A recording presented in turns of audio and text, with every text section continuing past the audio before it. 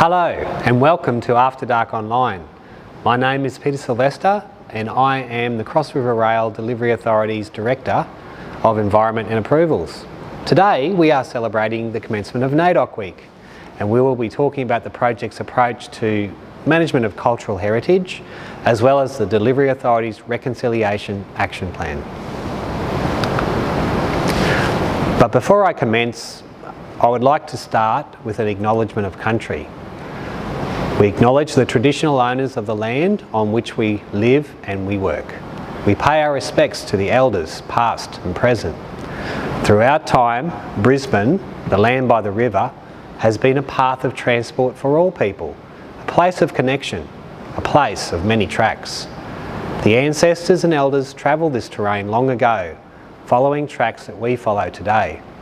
We recognise their connection to this country, the waterways and community. As we build this path through country, and while we tunnel deep beneath our river, laying down tracks for greater connection and creating new places for the future, we acknowledge the rich traditions and stories of the past at the many places we are working to bring this project to life across Brisbane, the Gold Coast and Greater South East Queensland. So, with an open heart and mind, we hope to learn from the traditions, the stories, the customs and the practices of Australia's First Nations people together as we build this track for the future. So, Cross River Rail and Cultural Heritage Management. What does this actually mean for our project? So in Queensland, the traditional owners have cultural heritage rights that are actually captured under specific legislation in Queensland. There's two pieces of specific legislation applicable.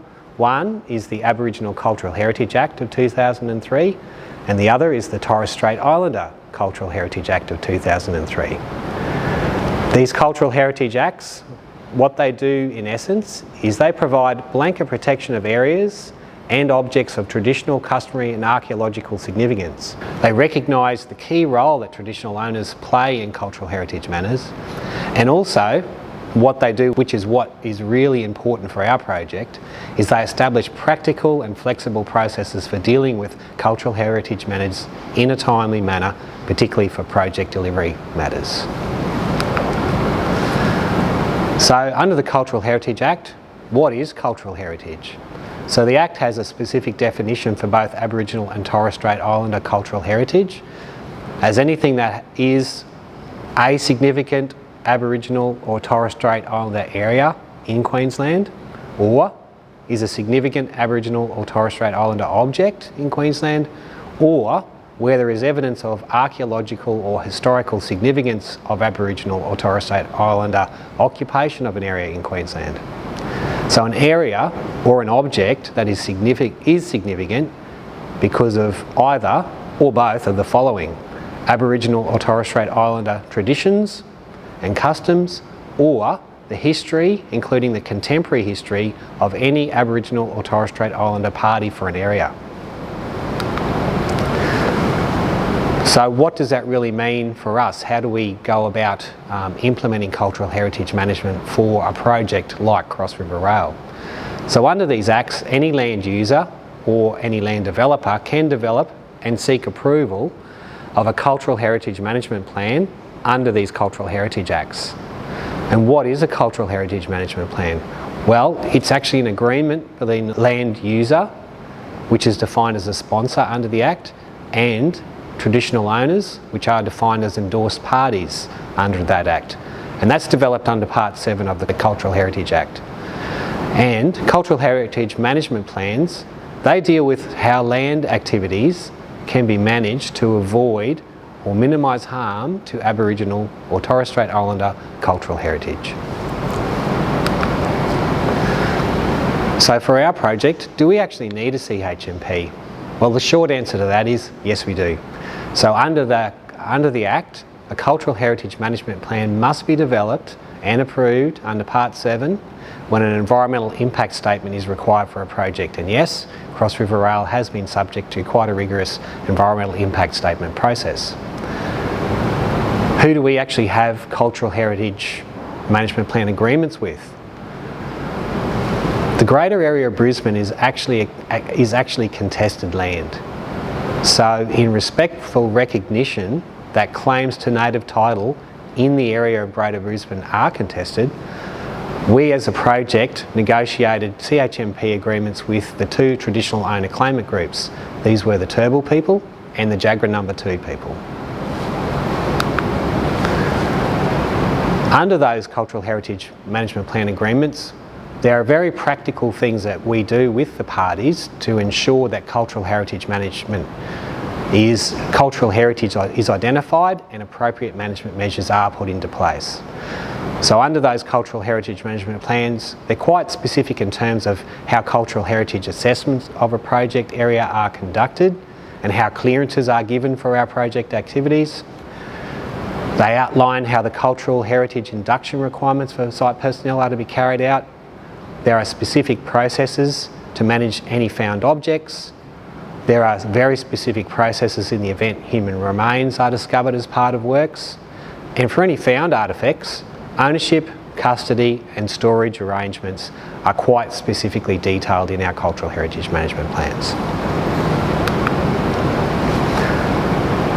In the next part of my discussion today, I'd like to touch on another very important part of our engagement with traditional owners, and that is the work that we're doing on the path to reconciliation. The Delivery Authority is very proud to be implementing our Reconciliation Action Plan. Under our plan, Delivery Authority joins with a number of Australians, institutions and people and the wider reconciliation movement to support the custodians of this land on which we live and work. Our plan documents our ongoing acknowledgement and honouring of the people and land through which our project is being built, and it also provides guidance on how we'll contribute to the creation of new tracks on the journey to reconciliation that are both impactful and also sustainable. So our vision for reconciliation as an organisation, our vision is a future where Aboriginal and Torres Strait Islander peoples are recognised as being the First Nations people of Australia, where all Australians embrace and respect First Nations people and the wisdom and the knowledge that they hold and share, where division, misunderstanding and inequality is a thing of the past, and where connections that we provide and also the places that we're making for the future reflect and respect the connection First Nations people have with the land on which our project is being built. How are we going to achieve this? We'll do that by increasing our understanding of First Nations connections to lands and cultures, extending our connection with First Nations people and engagement of activities that are identified and supported by them, inspiring our people with the history, stories and messages from First Nations people to understand and to recognise and respect First Nations people involvement in the new pathways and the places we're making. Also, we have a real commitment to provide real business opportunities, employment opportunities and education and training opportunities. And also, more broadly, using our influence to inspire our key government and delivery partners to continue the reconciliation journey beyond the completion of our project. And if I could summarise that really in my own words, essentially what we're trying to do is really three things. Provide real opportunities for First Nations people as part of delivering what is a transformational change for Brisbane and South East Queensland. Providing the opportunity and influencing others to join the reconciliation journey. And also to provide information to our staff and to the wider community about what is important for Aboriginal and Torres Strait Islander people at this moment in time. We are approaching quite a pivotal point, as we have been in the history of First Nations people in this country, where 5 years ago we had the Uluru Statement from the Heart, which a majority of Aboriginal people and Torres Strait Islander people supported a process of voice treaty truth. It's really to provide the information and tools to our staff to not only engage more deeply, to make sure we're providing the best opportunity we can for First Nations people as part of delivering our project, but to be informed citizens in what is going to be another pivotal moment in Australia's history and its relationship with First Nations people. So I'd now like to touch on the artwork that sits behind our Reconciliation Action Plan. It's really quite an inspiring piece of artwork, and I'd like to share some of that with you all. So our artwork was produced by the wonderful artist Rachel Sara in collaboration with Galimba Creative Agency, and our artwork reflects the values of our organisation in the context of the place in which we are building our project and those who have come before us. And I'll read out to you the distillation of quite a wide range of engagement we undertook with our staff in order to inform the artwork. So at the heart of Meanjin, Brisbane, is the Maiwar, the Brisbane River, the cultural pulse beating, connecting and igniting stories, customs and law. This always has and always will be a deeply cultural site.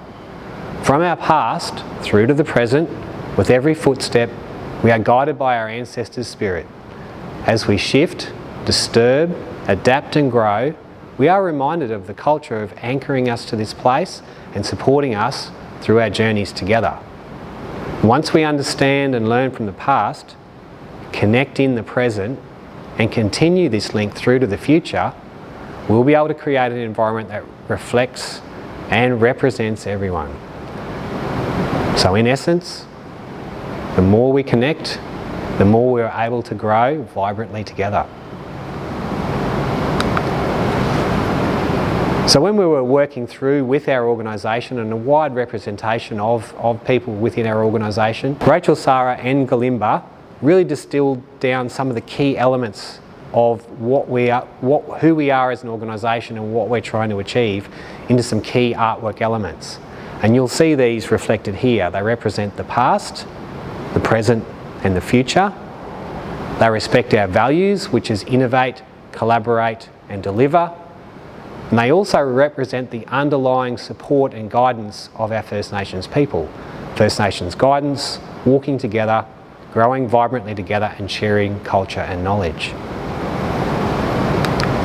And when you put that all together, you have this beautiful artwork by Rachel Sara, and really that's a really nice rallying point for the organisation to truly represent what we're trying to achieve here.